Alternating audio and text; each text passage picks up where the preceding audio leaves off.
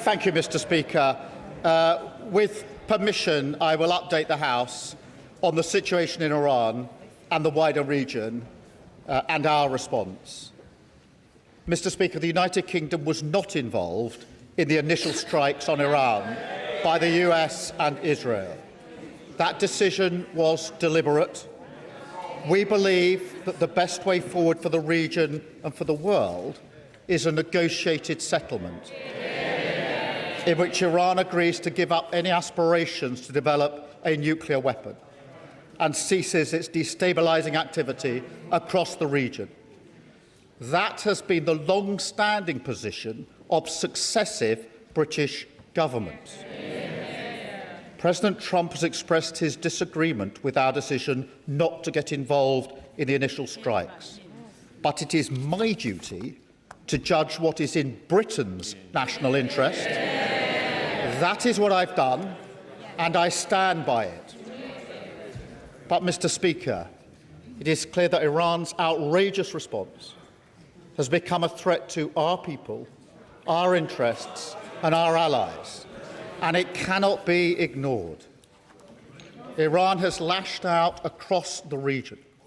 They've launched hundreds of missiles and thousands of drones at countries which did not attack them, including the UAE, Saudi Arabia, Kuwait, Qatar, Iraq, Bahrain and Oman.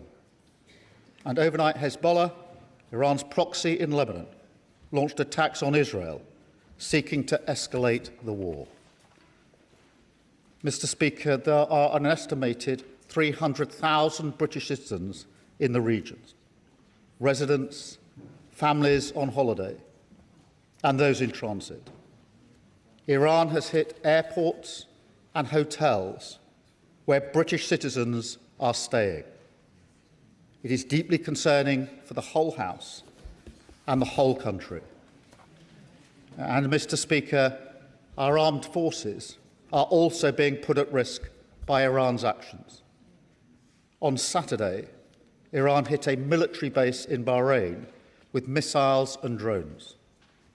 There were 300 British personnel on the base, some within a few hundred yards of the strike. Last night, a drone hit RAF Akrotiri in Cyprus. There were no casualties in this strike.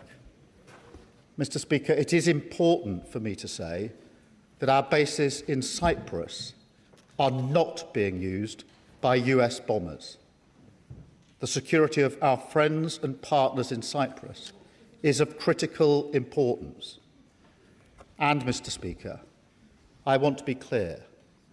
The strike on RAF Akrotiri in Cyprus was not in response to any decision that we have taken. In our assessment, the drone was launched prior to our announcement. Iran's aggression towards Britain and our interests is long-standing, and that's why we've always ensured that protections for British bases and personnel are at their highest level.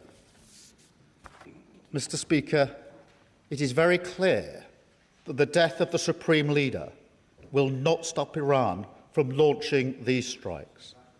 In fact, their approach is becoming even more reckless and more dangerous to civilians.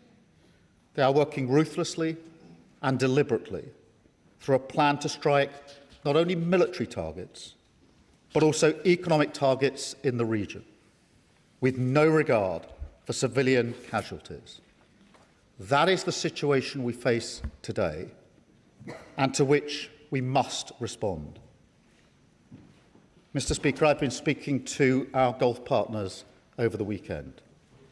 They're outraged by Iran's acts, particularly as they played no part in any strikes, and they've asked us to do more to defend them.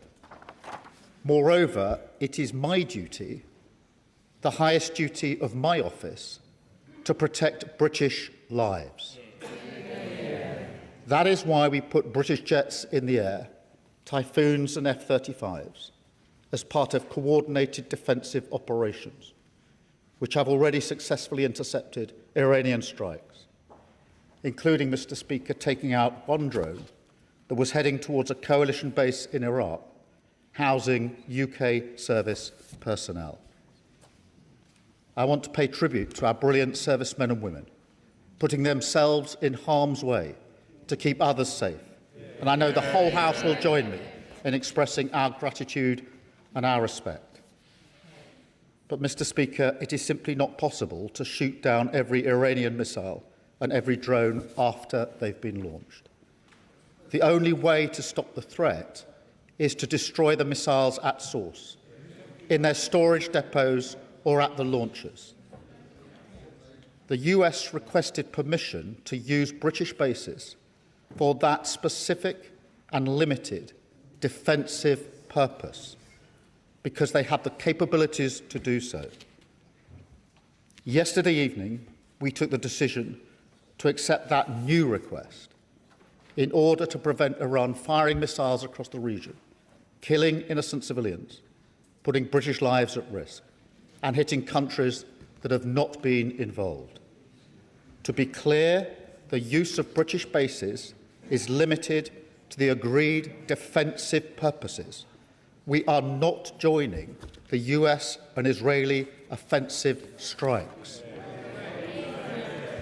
The basis for our decision is the collective self-defence of long-standing friends and allies and protecting British lives. It is in accordance with international law, and we've produced a summary of our legal advice which clearly sets this out. We will keep the decision under review. Mr. Speaker, we are not joining the strikes, but we will continue our defensive actions in the region. France and Germany are also prepared to enable US action to destroy Iran's capability to fire missiles and drones from source. I've been in close contact with President Macron and Chancellor Merz in recent days, as well as President Trump and leaders across the region to that end. Mr. Speaker, be in no doubt, the regime in Iran is utterly abhorrent. In January, they murdered thousands of their own people, the full horror of which is still hidden from the world. For decades, they have sought to destabilise the region and export terror around the world. Their proxies in Yemen have targeted British ships in the Red Sea. They facilitated Russia's attacks in Ukraine. The regime's tentacles have even reached these shores, posing a direct threat to Iranian dissidents and to the Jewish community. Over the last year alone, Iran has backed more than 20 potentially lethal attacks on UK soil, each of which, Mr. Speaker, we have foiled. So it's clear the Iranian regime must never be allowed to get their hands on nuclear weapons. That remains the primary aim of the United Kingdom and our allies, including the US, and ultimately this will have to be achieved at the negotiating table. Mr. Speaker, in this dangerous moment, our first thoughts are with our citizens in the region, friends, family members and constituents. I recognise the deep concern that the situation is causing for those involved and for communities across the country. We're asking all British citizens in the region to register their presence so we can provide the best possible support, and to monitor the Home Office travel advice, which is being regularly updated. Across much of the region, airspace remains closed, and local authorities are advising individuals to shelter in place. The situation on the ground may remain challenging for some time, so we're sending rapid deployment teams to the region to support our British nationals on the ground. And we're in close contact with the travel industry and governments in the region, including with our friends in the UAE, given the concentration of British nationals in that country. And we're looking at all options to support our people. We want to ensure that they can return home as swiftly and safely as possible. The FCDO phone lines are open to provide consular support, and ministers are available to meet MPs to discuss any individual cases. Mr. Speaker, we're also reaching out to communities across the United Kingdom, including Muslim and Jewish community organisations, and we're making sure that sites across the country, including places of worship, have appropriate protective security in place. Mr. Speaker, the situation in the region is developing rapidly, so we will continue to update the House in coming days. Mr. Speaker, I've spoken recently about the toll that global events are taking here at home. They come crashing into our lives with ever greater frequency, hitting our economy, driving up prices on the supermarket shelves or at the pump, dividing communities, bringing anxiety and fear. That's why how we operate on the world stage matters so much. Mr. Speaker, we all remember the mistakes of Iraq, and we have learned those lessons. Any UK actions must always have a lawful basis and a viable, thought-through plan. I say again, we were not involved in the initial strikes on Iran, and we will not join offensive action now. But in the face of Iran's barrage of missiles and drones, we will protect our people in the region and support the collective self-defence of our allies, because that is our duty to the British people. It is the best way to eliminate the urgent threat, to prevent the situation spiralling further, and support a return to diplomacy. It is the best way to protect British interests and British lives.